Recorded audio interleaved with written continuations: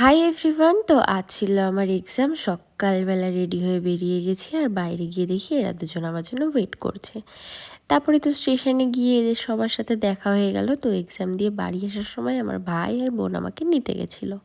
তারপর বাড়ি এসে দেখি তো প্যান্ডেল কমপ্লিট হয়ে গেছে প্রায়। তারপরে দুপুরে খাওয়া দাওয়া করে ঘরে গিয়ে রেডি হতে শুরু করে দিয়েছি, আর তার মধ্যে বৌমনিও চলে এসেছে। আর আমি হাফ রেডি হয়ে ওকে রেডি করছিলাম। তো আজ ছিল আমার ভাইয়ের জন্মদিন, তাই জন্য একটু বড়সড় করে সেলিব্রেট করা হচ্ছিল। তো আজকে আমার মেকআপ লুকটা একটু ডিফারেন্ট রাখার চেষ্টা করেছি। তোমাদের সকলের সাথে টিউটোরিয়ালটা অবশ্যই শেয়ার করব, আর আমার ভীষণ পছন্দ হয়েছে। আর আমি যখন রেডি হয়ে ভেন্যুতে গেছিলাম তখনও পর্যন্ত কেউ আসেনি, আর এই হলো বার্থডে বয়। তারপরে তো এক এক করে সবাই আসতে শুরু করে, আর আমি তোমাদেরকে ঘুরে জাস্ট চারপাশটা দেখাচ্ছিলাম। তো এটা ছিল একটা মকটেলের কাউন্টার, আর ভেতর দিকটাতে এটা ছিল একটা কাবাবের কাউন্টার।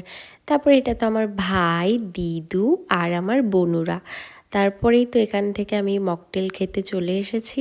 আর কি কি খেয়েছি সেটা অবশ্যই আমি শেয়ার করব, কিন্তু নেক্সট পার্টে, নয়তো ভিডিওটা অনেক বড় হয়ে যাবে।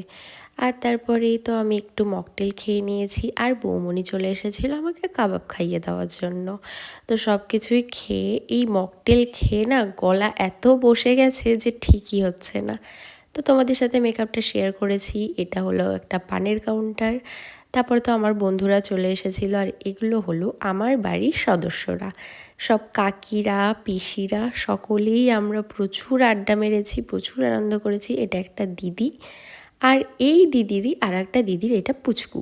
তো সকলের সাথে দেখা সাক্ষাৎ হওয়ার পরে আমি এদের দুজনকে টানতে টানতে খেতে চলে এসেছি। তো ডিনারটা কমপ্লিট করেছি, প্রায় 9টা বেজে গেছিলো।